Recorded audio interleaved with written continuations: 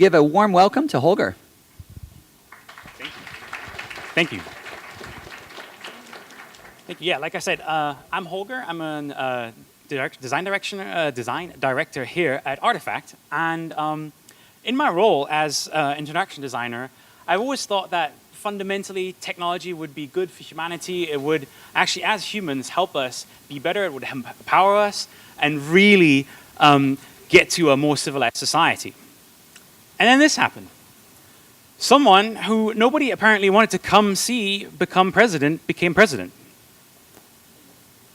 People in the United Kingdom got really scared about the number of people living in Turkey, and that, among other things, prompted them to vote to leave the EU. 76 million people, Turkish people, all living in Turkey. People started just throwing numbers around and getting very agitated about issues that were essentially trigger words, such as foreign aid, and whether we should spend more or less money about it. And I'm not sure about you, but 3 billion more, less, 12 billion more. To me personally, any billion amount of dollars sure sounds like a lot about $1 billion, right? It's a lot of money. So what's kind of going on here? What are we seeing? We're seeing these issues taking up a lot of space, a lot of attention in the public sphere. Online, and all these tools being used to promote these issues because they create so much engagement. But fundamentally, we're talking about, in this case, a number of people that were in DC at a certain event, and we're assuming that makes this president legitimate or illegitimate, depending on the number of people who show up to the inauguration. Actually, people voted for him, so it's probably too late at that point to talk about whether this person's illegitimate or not. The number of people living in Turkey has nothing to do really with whether all these people are going to go immigrate to the United Kingdom if Turkey joins the EU. And here in this case, I don't even know about foreign aid. How much are we actually spending on foreign aid total? And more importantly, what are we doing with this money? So I have no reference point to think about what 3 billion or 12 billion means here. We're seeing isolated numbers which take data out of context and bias towards a specific conclusion which fuels divisiveness. So what does that mean? The key here is context. You need context in order to understand data. So let me tell you a little bit about how, kind of in our work, how we sort of like to think about context in data.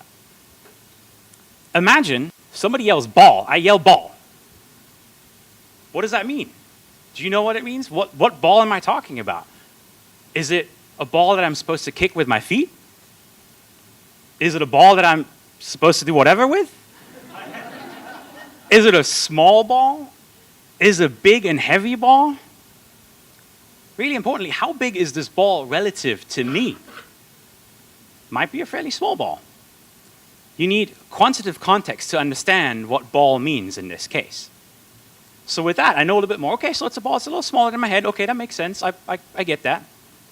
But that's not the only thing. I also need to understand, where was this ball before? Where is it now? And with those two things, I might be able to make certain assumptions about where that ball might be in the future. And we'll call that historical context of this ball that we're talking about. And then, in addition, I also need to know everything that's going around this ball. Like, in what situation does this happen? If I'm holding a tennis racket and I'm on a tennis court and this ball is flying towards me and it's about the size of a tennis ball, looks like a tennis ball, that's probably a good thing. Good things are likely happening. If I'm on the opposite side of a window and that ball is flying towards me, I might not be particularly happy about what's going to happen next. I call that relational context, and that's also important because this is also about the human element that's around there. When you look at what are the humans doing around where this ball exists, that matters a lot. So how is that related to numbers? I was talking about numbers and data. I'm going to give you a couple examples of a project that we've been working on at Artefact called USA Facts.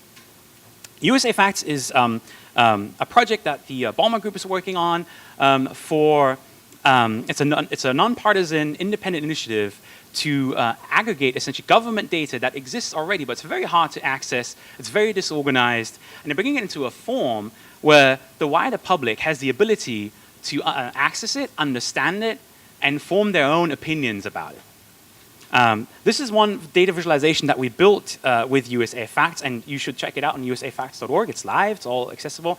This is also 2015 data. They recently released 2016 data. Government data is always a little bit sort of behind because it is really the data that's accurate. So this is about the budget. This is about the amount of money that the United States has. It's about the amount of money that comes in, 5.2 trillion in 2015, and what it spends, 5.7 trillion.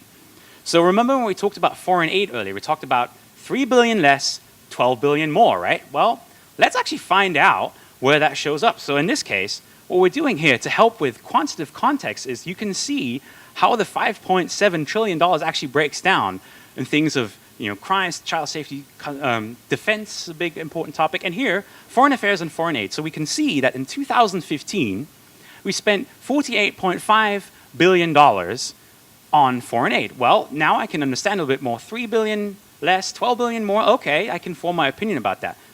More importantly, I can see it's actually 0.86% of total US spending. That is not a lot because the United States is a very large country that has a lot of money, 5.7 trillion that it spends. And that's really the key part here is now this helps me understand this number much better to interpret the headlines and actually form a useful, actionable opinion. Let's check out another example from USA Facts. This is a voter center that we built them for the midterm election last year, which allows you to see, you can select your district that you're voting in. You can see the candidates running in that district, their stances on particular issues such as the economy, healthcare, defense, and other things that are politically relevant.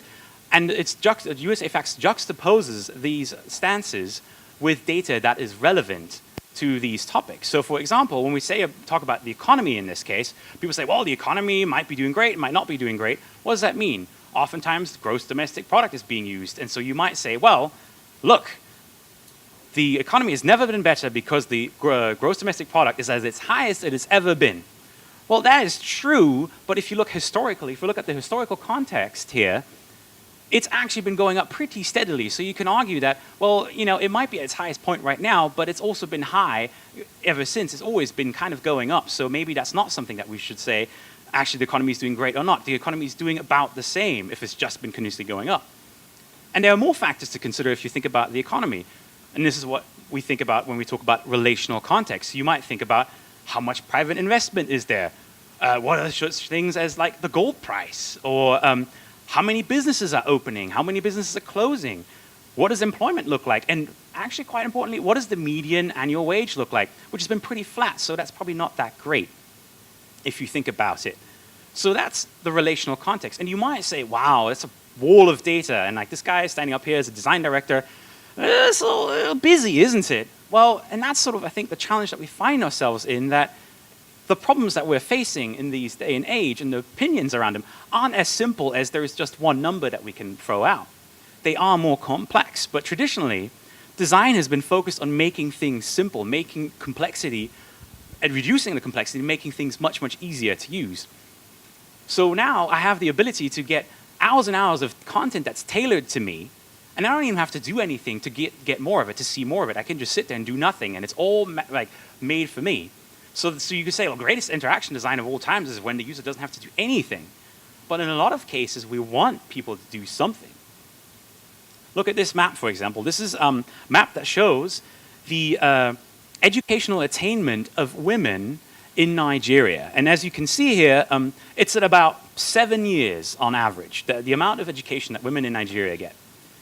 In the United States and other countries that are similar, you get about 12 to 13 years. So this is not a great number. And it's a simple map, right? You can see it's not great. But actually, it doesn't help me make any decisions. It doesn't actually, if I'm involved, if I want to do something about the situation, I don't know actually what to do. But if you add complexity to this map, now it looks a lot more busy, but it actually has richer data. This is a map that the Institute for Health Metrics and Evaluation of the University of Washington puts out, which kind of measures these quantities at a 5 by 5 kilometer detail. So now we're looking at this map with all this complexity. I can see that the situation is substantially worse in the north than it is in the south, and there are actually pockets in the south where Nigeria is doing quite well, and they're getting about sort of the 12, kind of 13 years average of education. That's pretty good. So what I might want to do if I'm invested in a situation with this amount of detail and complexity, I now then perhaps take some learnings of what's going well in the south and apply that to what's happening in the north. So I think we have a responsibility working in technology and making technology approachable and understandable to humans to both question ourselves and provide the context for people when we present information. So the next time when we think about and we want to say or see that the amount of something is X, we should ask for what's the quantitative context? How big is X really? How has X been over time? And what are all the other pieces of data that I should consider around X that matter? And last but not least, what is the actual impact on humans of all these quantities? So if we think back to foreign aid, for example, if we were to increase the 0.86% to maybe 1% or 1.5% of government spending, we should think about what would the impact be to the human in Nigeria? What would be like if we spent that money on average in countries like Nigeria, what would the impact on the number of years of education that women get there be? And try to use the abilities that we have as technologists and designers, particularly working in this space, to actually create that understanding of these complex sets of data and help people understand them. Thank you.